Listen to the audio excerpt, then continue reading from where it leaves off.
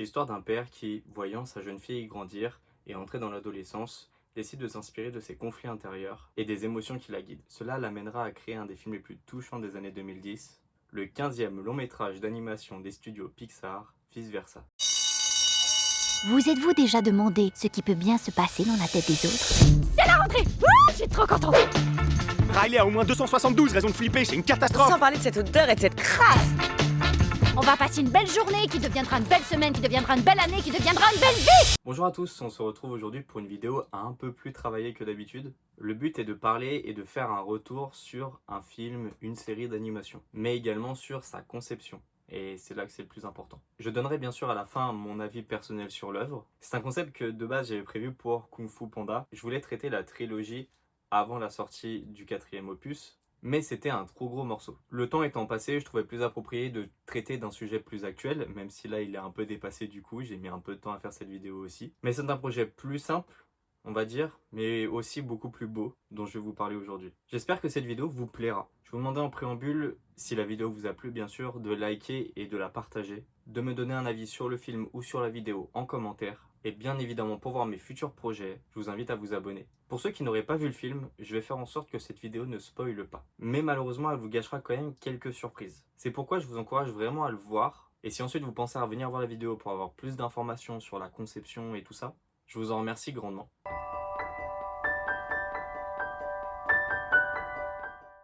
Riley est une jeune fille vivant dans le Minnesota qui voit sa vie chamboulée le jour où son père a une mutation et doit partir pour la ville de San Francisco avec toute sa famille. Comme nous tous, Riley est guidée par ses émotions. La joie, la peur, la colère, le dégoût et la tristesse. Les émotions, elles, vivent au quartier cérébral où elles conseillent Riley sur son quotidien. Joie est l'émotion principale de Riley. Elle essaye de rester positive et de tirer toujours Riley vers le haut. Dû au déménagement et aux événements, la tristesse va prendre le dessus sur Riley, ce qui va entraîner un conflit entre les deux émotions. Le groupe d'émotions va devoir, comme Riley, évoluer face à ces changements.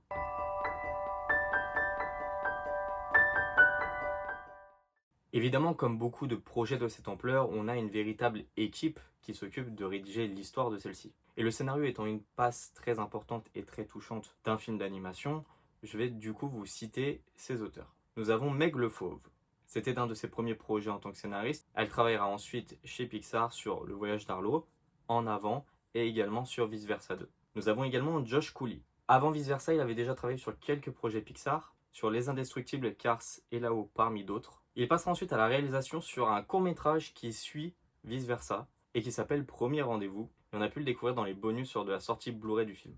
Il prendra ensuite du galon en s'occupant de la réalisation du succès Toy Story 4. Désormais émancipé de Pixar, il sortira Transformers le commencement en cette fin d'année. Ronnie Del Carmen, également co-réalisateur sur le film, est une grosse pointure de l'animation et sûrement la personne ayant le plus d'expérience dans cette équipe. D'abord directeur artistique en publicité aux Philippines, il s'installe aux États-Unis et travaille comme storyboarder chez Warner Bros. Pictures sur la série animée Batman. Il entre ensuite chez DreamWorks et travaille sur la plupart des films en 2D de cette époque en tant que scénariste. Pour les citer, il y a donc Le Prince d'Égypte, La Route d'Eldorado, Spirit les Talons des Plaines, Simbad la Légende des Sept Mers, et c'est en 2000 qu'il rentre chez Pixar et porte plusieurs casquettes différentes. Il est autant scénariste que storyboarder qu'animateur sur certains projets. Et pour en citer quelques-uns, avant de travailler sur Vice Versa, il a travaillé sur Le Monde de Nemo, Ratatouille et Là-haut. À la tête de cette équipe, nous retrouvons l'homme qui est à l'origine de ce film, celui dont il était question dans l'intro. Il a donc coécrit le film avec les personnes citées précédemment. Il le réalise ensuite avec l'aide de Ronnie Del Carmen, comme je vous ai dit. Nous allons donc prendre le temps de revenir sur un des plus grands génies de l'histoire de l'animation encore en activité. Il s'agit de Pete Docter.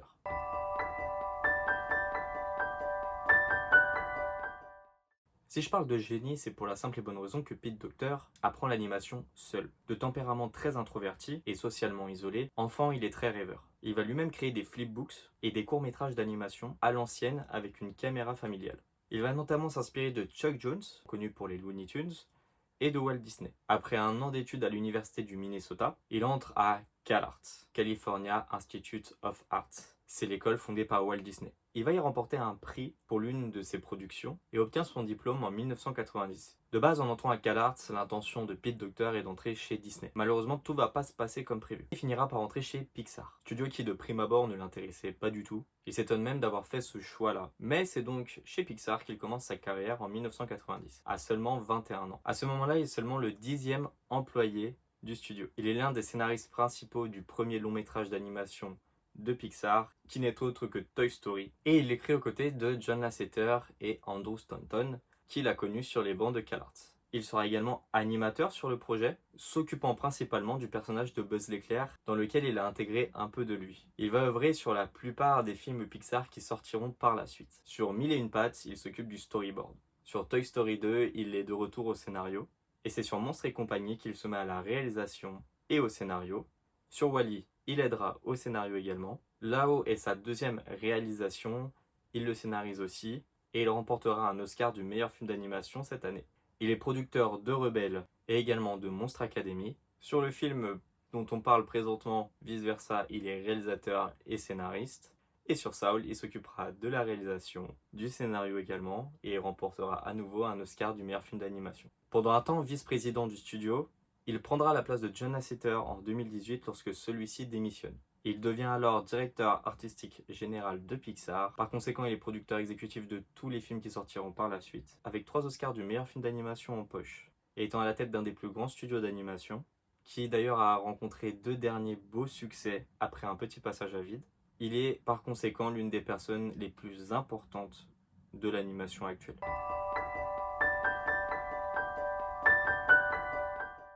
Nous allons revenir dans ce point sur des petites idées de conception, les pistes qui les ont suivies, et également de la direction artistique. Une des tâches les plus importantes, c'était les émotions puisqu'elles sont au centre du film. Il fallait donc choisir lesquelles allaient être représentées à l'écran. L'équipe du film s'est d'ailleurs inspirée du travail de Paul Ekman et de sa théorie des émotions. Ils ont convoqué plusieurs spécialistes afin d'avoir une cohérence par rapport à leur idée de base. À l'origine, il y avait énormément d'émotions. Elles se baladaient dans un quartier cérébral semblable à une usine, mais cela aurait amené beaucoup de confusion. Ils ont donc simplifié l'histoire en se concentrant sur les 5 émotions majeures que l'on connaît. La joie, la tristesse, la colère, la peur et le dégoût. À cette étape, du coup, il faut leur donner un visuel. Pour joie par exemple, elle incarne la brillance et l'exubérance. Elle est dorée, toujours les bras ouverts, avec toujours un grand sourire. Pour la conception des chara-design, ils ont utilisé le système des silhouettes. Le principe d'utiliser les silhouettes pour créer un personnage en animation, c'est de créer une forme que l'on va ensuite affiner. Nous partons d'une masse noire, une ombre, et au fur et à mesure, on la taille afin de lui donner la forme que notre personnage aura. Pour cela, on se base sur l'histoire du personnage, sur son caractère. On crée donc plusieurs silhouettes, on fait des essais, on trouve celle qui est la plus convaincante, et c'est un procédé qui est très intéressant surtout sur un film comme celui-ci, où on a des personnages très cartoonesques. Revenons donc sur Joie, le personnage leader, brillant comme une étoile, qui ne possède pas d'ombre, et c'est son reflet qui remplace cette ombre sur le sol. Cela montre qu'elle illumine tout autour d'elle. Pour le côté rigide de la colère, il a été choisi de le faire petit et de forme rectangulaire, comme une brique. La peur sera un personnage un peu mou au niveau de son caractère, ça en a donc fait un personnage grand et longiligne qui se recroqueville sur lui-même à chaque fois qu'il a peur, donc très souvent.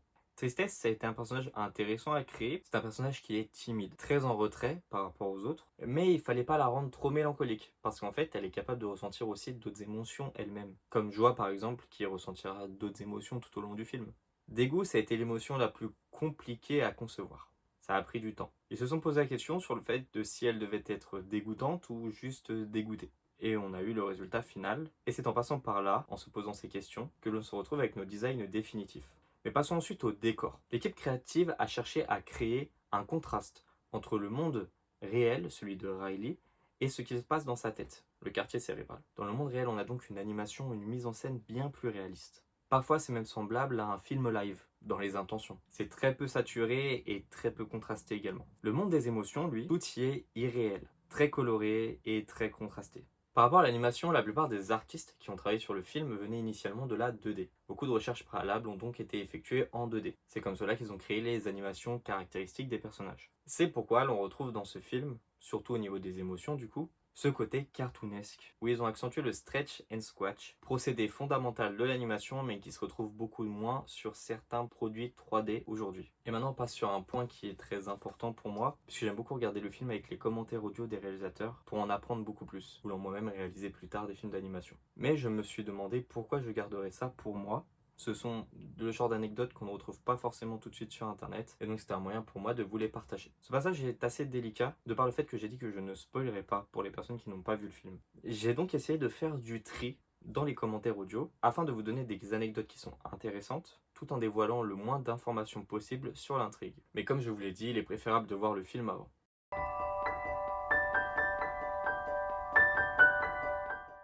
Et commençons donc par le commencement, et cette magnifique scène d'intro. Pourtant les deux réalisateurs étaient à la base contre cette scène. Leur histoire, elle, démarrait lorsque Riley avait 7 ans. Tout était déjà établi. Mais on leur a dit que ce serait plus intéressant de voir les débuts de Joie. Ronnie Del Carmen a donc fait des croquis pour montrer que cette idée était une mauvaise idée. Les réalisateurs trouvaient cette façon de faire trop facile. Sauf que Ronnie Del Carmen se trouve finalement inspiré par l'idée qu'il trouve, selon ses mots, séduisante. Quant à Pete Docter, lorsqu'il découvre le travail de son collègue, il s'attend au préalable à le refuser, mais il l'a adoré. Cette scène d'introduction sert donc à montrer que ce film est le film de Riley et de Joie, et de leur relation. Il montre également le rôle important qu'aura la tristesse, que ce soit dans le film ou dans l'esprit de Riley. On voit aussi l'évolution de Riley, et sa façon de se comporter, qui montre que le leader est Joie. D'ailleurs, Pete Docter était également contre la voix off que l'on entend à ce moment-là. C'est la voix de Joie.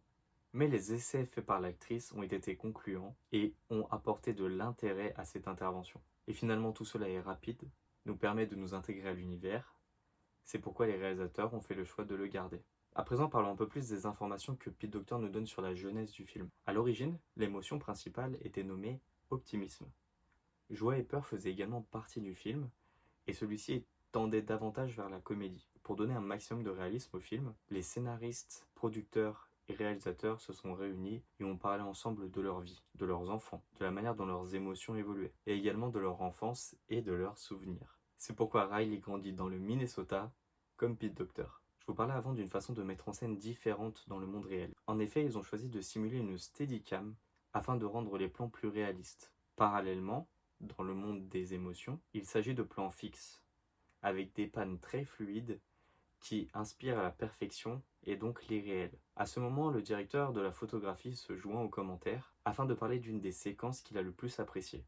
Il s'agit du réveil de Riley du point de vue des émotions. Ce plan consiste en un plan séquence durant lequel Joie se lève, communique, dirige le quartier cérébral et tourne constamment autour de la caméra. L'animation est ici millimétrée et elle doit absolument suivre le storyboard, puisque dans cette scène, et en général, l'humour marche vraiment par rapport au timing. Et c'est un travail qui peut être frustrant pour un animateur, puisqu'en général ils ont une liberté d'ajouter des images dans les plans afin de suggérer des améliorations personnelles et ils ne sont pas uniquement obligés de respecter l'animatique. À propos de l'animatique, si vous vous demandez ce que c'est le premier montage du film. Il s'agit en fait de créer une vidéo à partir du storyboard afin d'avoir un timing plus ou moins précis. Ce montage et ce timing peut être différent du montage final, mais il est nécessaire pour voir si l'enchaînement des plans fonctionne. On commence du coup déjà à cut des scènes, des plans qui ne sont pas nécessaires, cassent le rythme ou qui ne rentrent tout simplement pas dans le budget. On peut parfois retrouver ces séquences dans les bonus de nos DVD et Blu-ray. Il s'agit en fait des scènes coupées des films d'animation. Un des dilemmes du film était de faire cohabiter Riley et Joie, étant donné que les deux personnages ne peuvent pas apparaître sur le même plan physique. Une de leurs références pour cela était la relation Woody-Andy dans Toy Story. Bien que les deux coexistent ensemble, ils ne peuvent pas interagir. Le challenge était donc encore plus compliqué cette fois-ci, puisqu'ils ne peuvent pas être vus ensemble. Mais Joie pouvant voir à travers les yeux de Riley, une des premières pistes a été d'utiliser les reflets et les miroirs pour les faire se confronter en face à face. L'autre idée, qui fut celle utilisée dans le film, fut d'utiliser les souvenirs, où l'on voit Riley à la troisième personne, à l'extérieur. Cela permettait d'établir un contact avec Joie. À ces moments, Joie s'adresse à Riley, ce qui permet de connaître ses choix et ses envies. La scène du patinage entre les deux personnages représente bien cela et le lien qu'elles ont. La première scène entièrement terminée du long métrage fut la scène du dîner. On y retrouve Riley, ses parents et leurs émotions. C'est une scène complexe et qui, grâce à la réalisation, permet une très bonne lecture. Elle aurait cependant pu être complètement indigeste au vu du nombre de décors et de personnages différents en action. C'est cette scène qui a permis aux producteurs de valider le concept. On apprend également de la part des réalisateurs que le personnage de Joie, a posé longtemps problème. Le fait d'avoir un personnage continuellement joyeux dans le film pouvait lasser les spectateurs. Dans le même souci d'éviter la lassitude du spectateur, lors de la disparition des îles, ils ont réfléchi à des manières différentes pour chaque île de disparaître. Au cours du film, nous rencontrons Bing Bong, un ancien ami imaginaire de Riley. Il nous est dit qu'il faisait initialement partie d'un groupe qui avait été créé par Riley durant son enfance. Ils ont au fur et à mesure délaissé les autres personnages pour se concentrer sur lui et pour ce qu'il pouvait apporter à l'histoire. Il est l'extrême de joie, là où tristesse est son contraire. Et en faisant un personnage de la plus petite enfance de Riley, qui lui souhaiterait qu'elle ait toujours 3 ans, cela permet à Joie de comprendre que Riley doit grandir. Il est donc très important pour l'évolution de Joie. Pour l'anecdote, le sac imaginaire a été introduit afin de justifier le fait de transporter les souvenirs, mais le fait qu'il serve plus tard dans l'intrigue donne l'impression que tout était pensé à la base alors que ce n'est pas du tout le cas. La partie abstraite que nous avons en 2D à un moment dans le film, bien qu'elle puisse paraître simple, a occasionné beaucoup de soucis lors de la production. Elle coûte par exemple très cher à réaliser, une équipe entière et totalement différente de celle qui œuvrait sur le film à la base a dû être engagée. Pour information, tout ce qui va sortir du circuit classique de la conception d'un film va occasionner des coûts supplémentaires. D'ailleurs, la séquence n'a pas été évidente à créer. Elle apparaissait d'abord comme un élément fun, mais il fallait lui trouver un intérêt. C'est pourquoi ils ont décidé des 4 étapes de déconstruction et du fait que plus il restait à l'intérieur, moins la sortie était accessible, ce qui amène un obstacle. Bill Hader, qui prête sa voix à Peur, est également scénariste de profession, et il est notamment connu pour son implication dans le Saturday Night Live. Il a donné un coup de main au scénario pour quelques scènes, notamment sur celle de Dream Productions, puisque le principe des rêves est en fait de créer des sketchs qui ressemblaient beaucoup aux sketchs faits au Saturday Night Live, et cela l'a inspiré. Il a aussi invité Pete Docter et Ronnie Del Carmen à visiter le plateau du Saturday Night Live afin de s'imprégner de l'ambiance. Bon, et maintenant on va éviter de spoil parce que c'est un moment important du film, mais il y a un moment où Riley prend une décision qui peut être discutable vu son âge, et maintenant j'en ai dit assez pour que ceux qui ont vu le film comprennent de quelle séquence je parle. Cet événement devait initialement arriver plus tôt, mais les réalisateurs ont trouvé que cela enlèverait de la tension, donc ils l'ont mis après. Et en parlant de tension, au moment de la prise de décision de Riley de faire son acte, la mise en scène est un hommage à Hitchcock. À ce moment, il va se passer une action dramatique dans le quartier cérébral, pareil, je n'en dis pas trop. Et puis Docteur souhaitait y insérer une blague. Mais cela n'a finalement pas été pris en compte puisque ça cassait le côté dramatique de la scène. Cela montre que certaines idées créatives peuvent parfois paraître très bonnes, mais qu'il est très important de respecter le ton à cet instant de l'œuvre, afin de ne pas casser la dynamique du film. Dans la continuité de cette séquence, lorsque Riley sort et remonte la rue, elle avance vers un brouillard. On garde ici une logique météorologique, puisqu'il est assez fréquent d'avoir des brouillards à San Francisco.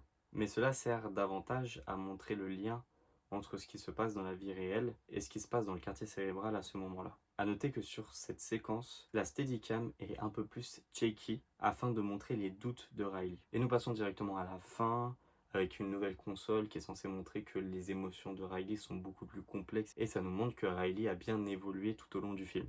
Le générique apporte volontairement une dose d'humour pour rendre le film un peu plus léger sur la fin. Et cela contraste avec la tristesse qu'on a eue juste avant. Bon, j'ai volontairement occulté beaucoup de points concernant l'évolution de Joie, puisqu'en fait cela fait partie intégrante de l'intrigue et je ne voulais pas le gâcher. Mais si jamais vous êtes curieux et que vous me posez des questions, il y a potentiellement des détails sur lesquels je pourrais vous répondre. Bien évidemment, il doit exister ailleurs énormément d'informations sur la conception du film. J'aurais souhaité avoir un art-off de ce film, mais j'ai pas réussi à me le procurer à temps. Si j'arrive à me le procurer, peut-être que j'en parlerai. Et suite à la sortie du deuxième opus, il y a 2 mois maintenant, beaucoup de vidéastes ont posté des vidéos avec des secrets de conception du film. Moi, j'ai essayé de les aborder d'une autre manière, histoire que ça fasse pas redite avec toutes les vidéos qui sont sorties il y a déjà 2 mois. Et j'ai tenté d'être un peu plus original dans ma façon d'aborder. Je vous encourage à découvrir d'autres vidéos sur le sujet si cela vous intéresse et si vous voulez en savoir beaucoup plus sur la création de cette œuvre.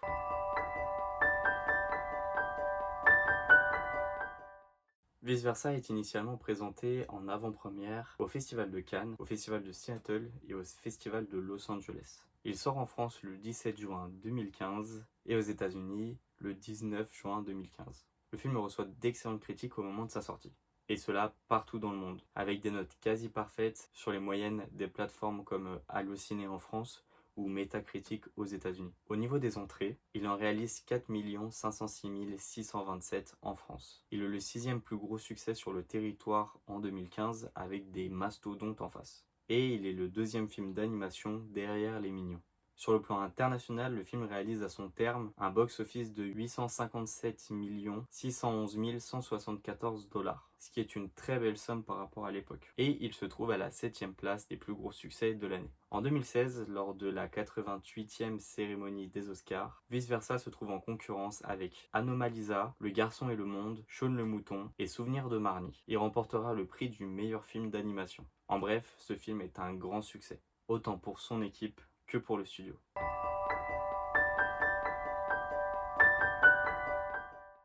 Quant à moi, je dois vous avouer que je n'avais pas du tout suivi la hype lorsqu'il est sorti en 2015. J'ai découvert le film un peu plus tard, et peut-être qu'à ce moment-là je n'avais pas l'œil, ou bien ne me sentais-je pas assez concerné par le film, peut-être ne l'ai-je juste pas bien suivi, car il ne m'avait pas ému, et il ne m'avait laissé aucun souvenir comparé à tous les gens qui en parlaient comme d'un film très émouvant, très marquant, pour la plupart un de leurs films préférés. Je l'ai donc revu avant d'aller voir le deuxième opus il y a 2 mois, et je dois avouer que j'étais bien débile. Ce film est un bijou. Il ne me laisse certes pas un souvenir impérissable, il ne fait pas partie de mes films d'animation préférés, mais je sais y reconnaître les qualités et l'émotion qu'il m'a fait ressentir. C'était d'ailleurs encore plus enrichissant de le revoir avec les commentaires des réalisateurs. Il faut avouer que connaître en live pourquoi tel plan a été fait de telle manière avec telle intention permet d'apprécier encore plus les choix artistiques. Déjà, il est indéniable de dire que la qualité de l'animation est somptueuse. Mais bon, venant de Pixar, on a l'habitude. Sur le plan graphique, c'est vraiment très agréable. Le contraste entre le monde réel et le monde de la tête de Riley est vraiment très bien fait. Le scénario, quant à lui, est très bien écrit, et bien que je sois passé à côté à l'époque, du haut de mes 25 ans aujourd'hui, il m'a fait retomber en enfance.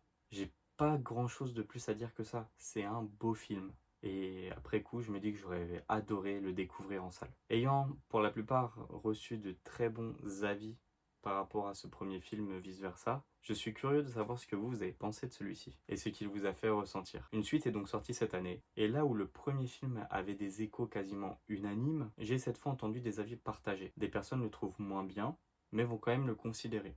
Certains ne l'ont pas du tout aimé, et d'autres l'ont même préféré au premier opus. Pour ma part, il est simplement à la hauteur du premier film, et j'espère qu'ils garderont cette qualité si des suites arrivent. L'univers a aussi été exploité une première fois lors d'un court-métrage dont je vous ai parlé en amont dans la vidéo. C'était Le Premier Rendez-vous qui raconte la première histoire amoureuse de Riley. Et cet univers sera de nouveau au centre d'un projet. Il s'agit d'une série, Dream Productions, qui sortira en courant 2025. Elle reprendra le concept de la création des rêves et tout ça sera dans la tête de Riley. Et voilà, c'est tout pour cette vidéo sur Vice Versa et je pense que c'est déjà pas mal. Ça fait plus d'1 heure que je tourne. Je sais pas vraiment combien de temps va durer la vidéo. Je vais faire le plus concis possible. Je pense qu'elle est assez conséquente et d'un autre côté, j'ai l'impression d'avoir survolé énormément de choses et de pas avoir assez approfondi. Je vous encourage vraiment à me donner vos avis, qu'ils soient positifs ou négatifs, que ce soit sur les sujets abordés, sur la qualité du montage, sur la durée de la vidéo. Si vous n'avez pas vu le film, j'espère que cette vidéo vous aura donné envie de le découvrir. Et pensez vraiment à liker si la vidéo vous a plu, mais aussi à vous abonner, à me laisser des commentaires et à la partager. Tout ça, ça aide au référencement, ça aide à propulser la vidéo et ça m'encourage beaucoup. Merci à ceux qui sont restés jusqu'ici et qui ont vu la vidéo en entier. Et je vous dis à bientôt pour une toute nouvelle vidéo où on va parler d'un très beau projet.